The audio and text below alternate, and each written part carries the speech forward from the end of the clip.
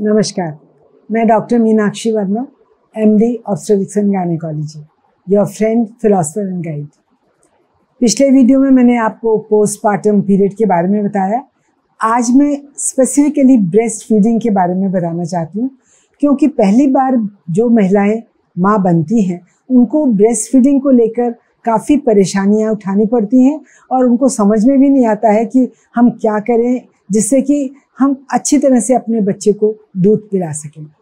इसमें कोई दो राय नहीं है कि breast feeding is the best feeding, क्योंकि जो दूध है वो बच्चे के हिसाब से ही नेचर ने बनाया है। ये बहुत सुपाच्य है, बहुत जल्दी पचता है, बच्चे का पेट खराब नहीं होता, बिल्कुल इनएक्सपेंसिव है, इट इज़ रेडिली अवेलेबल, जब चाहें तब आप बच्चे को दे सकते हैं।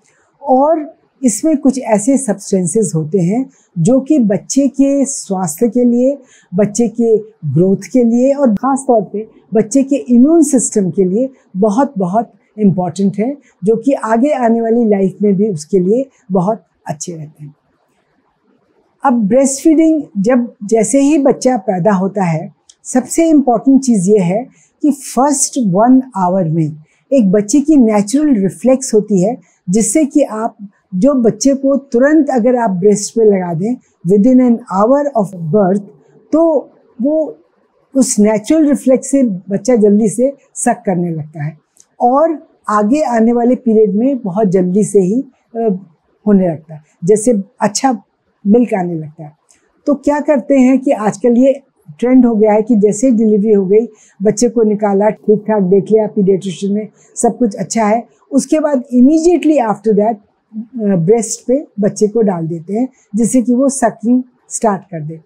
सिजेरियन में ऐसा संभव नहीं हो पाता इमीडिएटली, पर एज सून एज पॉसिबल जैसे ही सिजेरियन ख़त्म होता है तो इमीडिएटली इसको डालते हैं। So that is first 1 our is very very important. और कोई भी दूध ऊपर से देने या कुछ भी देने से पहले ब्रेस्ट को सक करना बच्चे के लिए बहुत इम्पॉर्टेंट है। अब जब पहले जो 2-3 दिन है, 2 दिन ख़ास तौर पे, उनमें क्वांटिटी बहुत कम आती है मिल्क की, और माएँ बहुत परेशान होती हैं कि ये ऐसा क्यों हो रहा है, बच्चे का पेट नहीं भर रहा। अक्सर ऐसा होता है पहले 24 घंटे में बच्चे का रिक्वायरमेंट भी बहुत कम होता है, तो जितना भी उसको आ रहा है वो सफिशेंट होता है। अगर नहीं भी सफिशेंट है, क्या करना है आपको कि जितनी बार बार हो सके, हर घंटे पे हो सके, आप उसको बार बार दूध पिलाइए। जितनी बार पिलाएंगे कुछ क्वांटिटी उसके पास जाएगी, और जब बच्चा ब्रेस्ट मिल्क से ब्रेस्ट लेना भी सीखेगा, मिल्क लेना भी सीखेगा, और उसका पेट भी भरेगा। अगर कभी ऐसा होता है कि बच्चा बहुत रो रहा है, बहुत भूखा है और बिल्कुल चुप नहीं हो रहा और आपका बिल्कुल ब्रेस्ट में मिल्क नहीं आ रहा है, तब उस कंडीशन में आप उसको टॉप फीड दे सकते हैं, लेकिन बाय एंड लार्ज कोशिश यही करनी है कि ब्रेस्ट पे ही रखें। तीसरे या चौथे दिन अक्सर ब्रेस्ट बहुत एंगॉज हो जाती है, एंड दिस एंगॉजमेंट ऐसा महिलाएं समझती हैं कि ये दूध भर गया है, इस वजह से ऐसा हुआ है।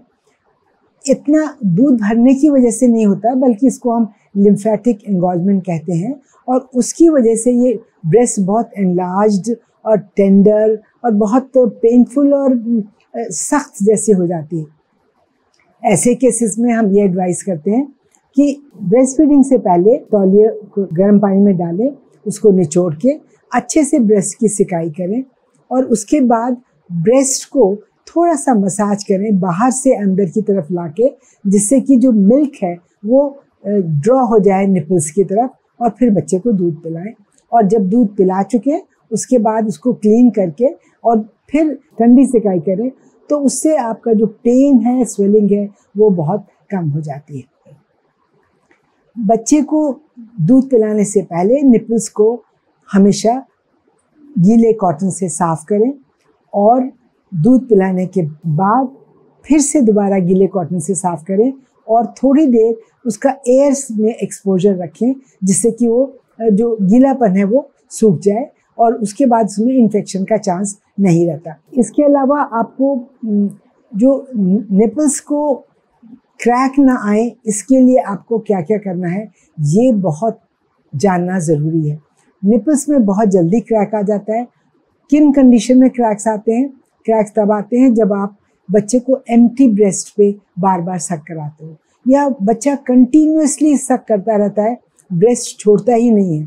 अगर कभी ऐसा हो कि बच्चा कंटिन्यूअसली सक कर रहा है और वो जो वैक्यूम बना है वो ब्रेक नहीं हो रहा, तो आप एक अपनी फिंगर डाल के बच्चे के साइड से माउथ में उस वैक्यूम को ब्रेक करें और थोड़ी देर उसको रिलैक्स होने दें और फिर बच्चे को दूध पिलाएं, तो फिर उसको क्रैक बनने का चांस बहुत कम रहता है।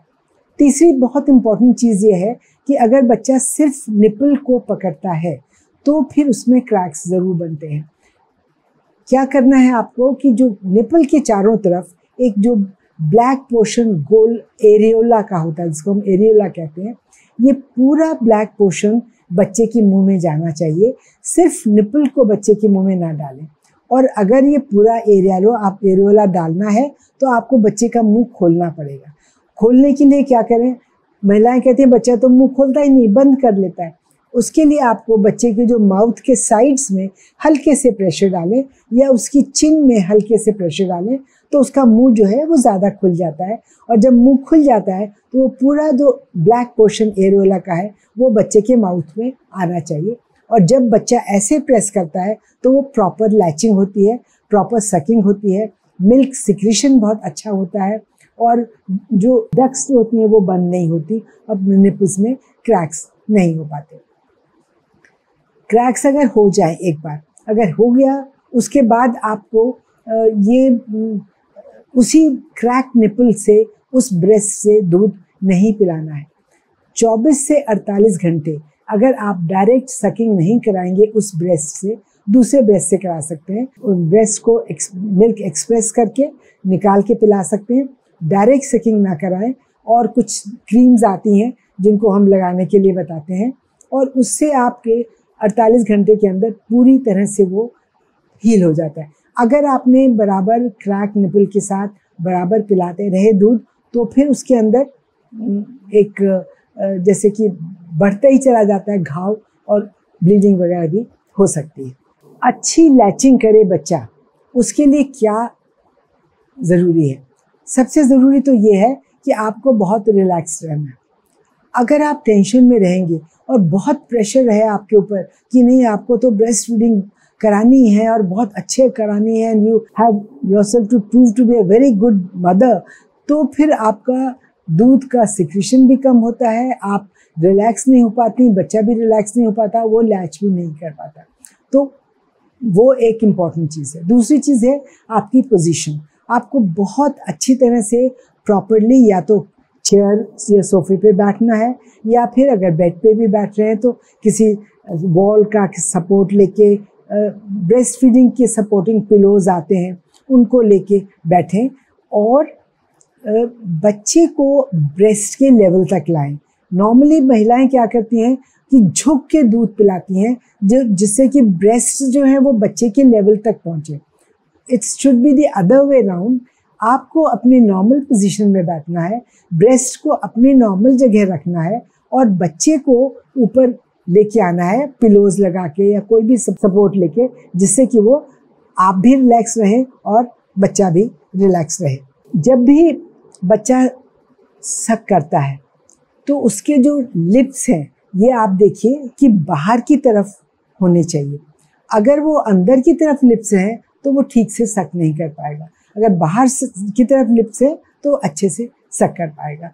और अगर आपको ऐसा लगता है कि बच्चा पकड़ नहीं पा रहा है, सकिंग में डिफ़िकल्टी आ रही है, तो बहुत जेंटली अपनी फिंगर से आप उनको जो लिप और मसूड़े के बीच में जो जगह है वहाँ पे देखिए कि कहीं वहाँ पे एक जैसे एक टाई होता है जिसको लिप बहुत क्लोज होता है मसूड़े के, लिप टाई या फिर टंग टाई, दोनों चीज़ें तो नहीं हैं। अगर ये दोनों चीज़ें होती हैं तो बच्चा ठीक से सक नहीं कर पाता, और अगर ज़्यादा है तो फिर आपको किसी डॉक्टर को ही कंसल्ट करना पड़ेगा, वही बता पाएंगे कि अब इसके आगे इसके लिए क्या करना है। अगर बच्चा प्रॉपर लैचिंग करता है तो दूध पीते समय क्लक क्लक की आवाज़ नहीं होती। अगर दूध पीते हुए क्लक क्लक की आवाज़ चल रही है, इसका मतलब है वो ठीक से नहीं दूध पी पा रहा है, वो ठीक से सक नहीं कर पा रहा है, सिर्फ उसकी स्वॉलोइंग की आवाज़ आनी चाहिए। सकिंग के साथ साथ जब वो सक के साथ बाद में वो स्वॉलो करता है, वो आपको समझ में आता है कि बच्चा जो है वो अच्छी तरह से, और आपको खुद भी महसूस होता है जब ब्रेस्ट जो है वो खाली होती है, जैसे जैसे उसमें से दूध कम होता जाता है तो आपको अपने आप उसमें लाइट वेट जो है वो फील होने लगता है। अच्छा दूध आए उसके लिए आपको अच्छी डाइट बहुत ज़रूरी है।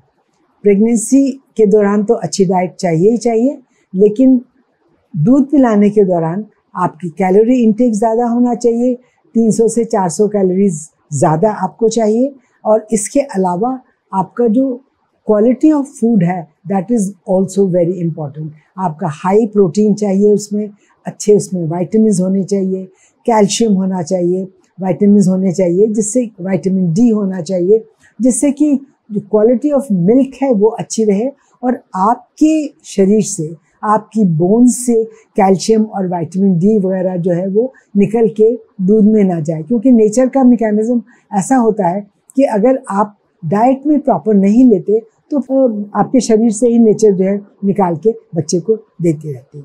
कभी कभी दूध फिर भी कम आता है, फिर आपको डॉक्टर से सलाह लेनी पड़ती है। उसमें वो कुछ दवाइयाँ देते हैं जिनको हम गैलेक्टोगॉक्स कहते हैं, और वो गैलेक्टोगॉक्स जो है वो दूध के सिक्रेशन को बढ़ाते हैं, जिससे कि आप बच्चे को अच्छी तरह से फीड करा सकें। ये कुछ टिप्स हैं जो बहुत इम्पॉर्टेंट हैं, सब महिलाओं को जानने चाहिए, और ख़ास तौर पे जो पहली बार माँ बनी है और दूध पिला रही है। मुझे उम्मीद है आपको ये इन्फॉर्मेशन अच्छी लगी होगी। अगली बार फिर एक नए वीडियोस के साथ मिलेंगे, तब तक के लिए नमस्कार।